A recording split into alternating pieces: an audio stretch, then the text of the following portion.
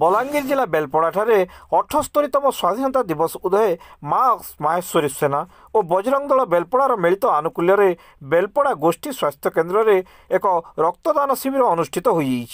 ଏହି रक्तदान शिविर को बेलपड़ा आईआईसी अनंत प्रधान फिता काटी शुभारंभ करने पर प्रथमे निजे रक्त दे रक्तदाता मान उत्साहित करते।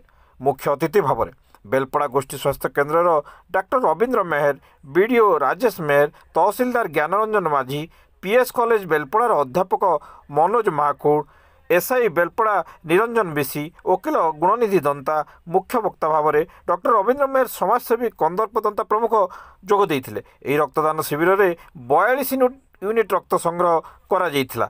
एथिरे 6 जन महिला एवं 36 जन पुरुष रक्तदान करथिले।